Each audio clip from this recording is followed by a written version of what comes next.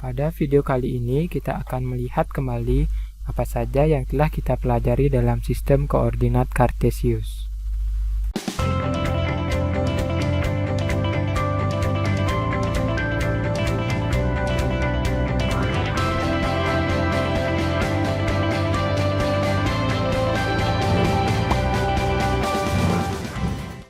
Ada 3 hal yang kita pelajari dalam koordinat Kartesius. Yang pertama itu adalah tentang posisi titik terhadap sumbu X dan sumbu Y. Lalu yang kedua itu adalah tentang posisi titik terhadap titik asal yang koordinatnya 0,0 dan titik tertentu yang koordinatnya A, B. Dan yang ketiga kita telah pelajari bagaimana memahami posisi garis terhadap sumbu X dan sumbu Y. Pertama akan kita bahas tentang posisi titik terhadap sumbu X dan sumbu Y. Jadi misalnya perhatikanlah titik A ini. Titik A itu adalah berjarak 3 satuan dari sumbu Y. Jadi sini ya, itu 3 satuan dan 6 satuan dari sumbu X. Jadi dari A ini kita hitung jaraknya terhadap sumbu X ini 6 satuan. Kemudian untuk koordinat titik A sendiri akan disebut sebagai koordinatnya adalah 3,6. Jadi 3 ini menyatakan jaraknya terhadap sumbu Y disebut sebagai koordinat X, sedangkan 6 ini yang merupakan jaraknya terhadap sumbu X di bawah ini disebut sebagai koordinat Y.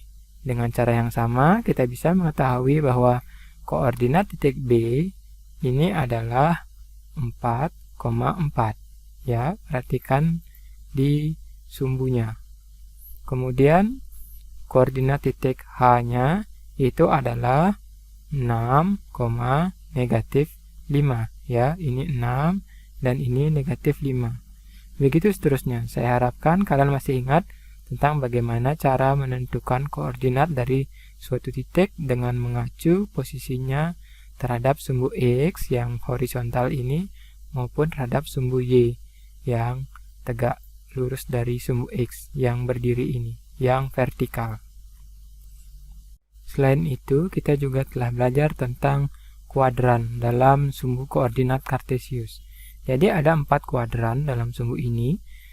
Masing-masing sumbu X dan sumbu Y itu berpotongan tegak lurus di titik pusat atau titik asal 0,0 ini dan membentuk 4 buah kuadran. Kuadran pertama itu adalah untuk koordinat X yang positif dan koordinat Y yang positif. Jadi di sini adalah kuadran pertama atau kuadran 1. Selanjutnya kuadran 2 itu adalah tempat untuk koordinat X yang negatif dan koordinat Y-nya yang positif. Kemudian kuadran 3 ke sini itu adalah tempat untuk koordinat X yang bernilai negatif dan koordinat Y-nya juga bernilai negatif. Lalu ke kuadran 4 itu adalah tempat untuk koordinat X yang bernilai positif dan koordinat Y yang bernilai negatif. Dengan pengertian kuadran itu, maka kita ketahui bahwa titik A dan B ini ada di kuadran pertama, kemudian titik C dan titik D itu ada di kuadran kedua, titik E dan F itu ada di kuadran ketiga, dan titik G serta H itu berada di kuadran keempat. Ya, perhatikan penulisan kuadrannya, kita mulai dari kuadran 1, kemudian ke kuadran kedua itu ke sini ya. Jadi dia berputar berlawanan dengan arah jarum jam. Jadi kuadran ketiga di sini dan terakhir kuadran keempat. Jadi seperti itu, semoga kalian bisa memahami tentang posisi titik terhadap sumbu X dan sumbu Y serta keempat kuadran ini. Selanjutnya kita akan bahas tentang posisi titik terhadap titik asal 0,0 dan titik tertentu yang koordinatnya adalah A, B. Pertama, kita bahas terlebih dahulu posisi titik terhadap titik asal. Jadi perhatikanlah, kita akan menentukan koordinat atau posisi suatu titik itu berdasarkan titik asal ini, 0,0. Ini mirip seperti yang tadi ya, di sumbu X dan di sumbu Y itu. Kita ketahui bahwa koordinat titik D ini terhadap titik asal 0,0 itu adalah disebut sebagai 0,2 seperti itu. Kemudian untuk titik E-nya itu adalah 0, ini 2, ya.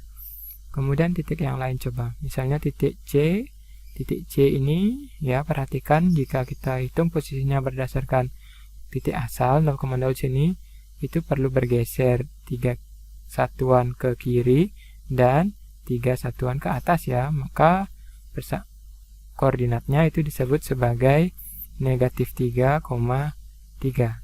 Kemudian selanjutnya itu mungkin titik K. Bagaimanakah posisi titiknya terhadap titik asal 0,0? 0,0-nya di sini, kemudian K-nya di sini, ya. Maka koordinat titik K itu adalah ini ya, negatif 2,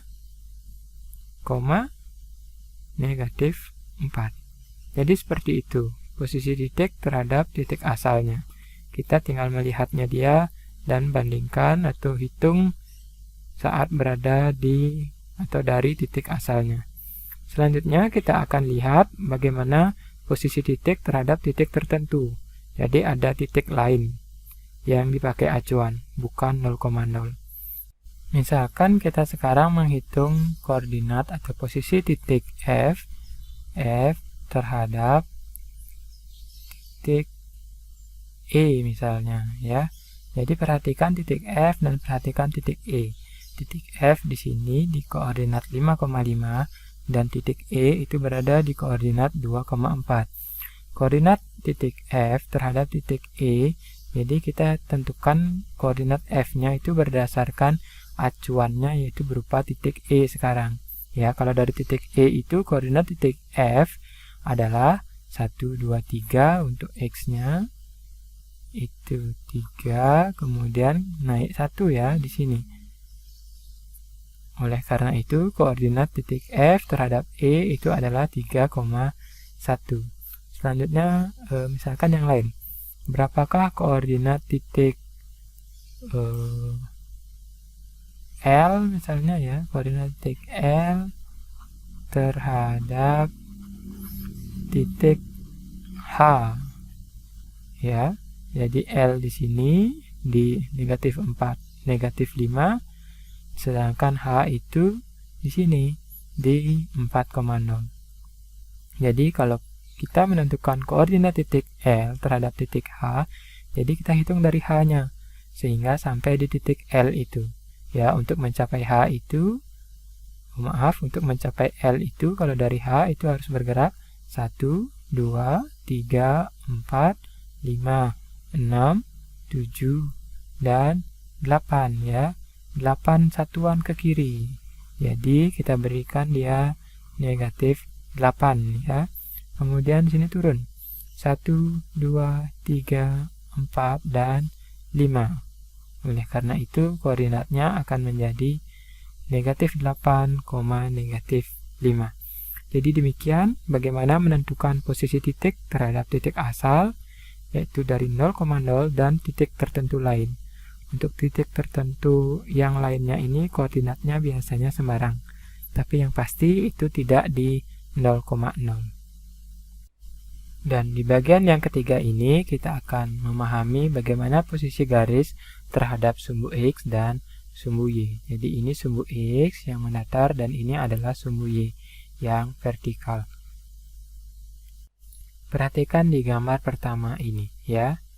Nah, sekarang di sini kalian melihat ada 4 buah garis yang berwarna biru disebut sebagai L1, L2, L3, dan L4. Garis L1, L2, L3, dan L4 ini jika kita lihat posisinya itu terhadap sumbu X itu adalah garis-garis yang sejajar dengan sumbu X ini ya. Tetapi meskipun demikian garis L1, L2, L3, dan L4 ini kalau kita lihat posisinya terhadap sumbu Y itu adalah garis-garis yang tegak lurus terhadap sumbu Y. Jadi misalkan garis L1 ini punya 2 posisi ya. Kalau terhadap sumbu X dia sejajar, kalau terhadap sumbu Y dia tegak lurus. Kemudian begitu juga di gambar yang kedua ini. Ada 4 buah garis berwarna hijau, yaitu garis M1, M2, M3, dan M4. Garis M1, M2, M3, dan M4 ini semuanya sejajar dengan sumbu Y. semuanya adalah garis-garis vertikal. Tapi garis M1, M2, M3, dan M4 ini juga semuanya merupakan garis-garis yang tegak lurus dengan sumbu Y. Ya, jadi kalian bisa pahami bahwa baik garis yang berwarna biru maupun garis yang berwarna hijau itu bisa mempunyai peranan sebagai garis yang posisinya itu sejajar dengan sumbu atau tegak lurus dengan sumbu, baik sumbu X maupun sumbu Y. Selain sejajar dan tegak lurus, ada posisi garis terhadap sumbu X dan sumbu Y yang disebut sebagai garis yang memotong sumbu. Jadi pada gambar ini garis N1 dan N2 itu adalah garis-garis yang memotong sumbu. Garis N1 yang berwarna merah ini ya, itu adalah garis yang memotong sumbu X di titik di sini ya, di 1,0 dan di sini di sumbu Y di 0,2. Jadi perhatikan garis N1 ini akan memotong kedua sumbu. Di sumbu X di koordinat 1,0 dan di sumbu Y di koordinat 0,2. Lalu sekarang perhatikanlah garis N2. Ya, garis N2 itu juga memotong di kedua sumbu. Garis N2 memotong di sumbu Y di sini ya, di koordinat 0,2 dan memotong sumbu X di sini.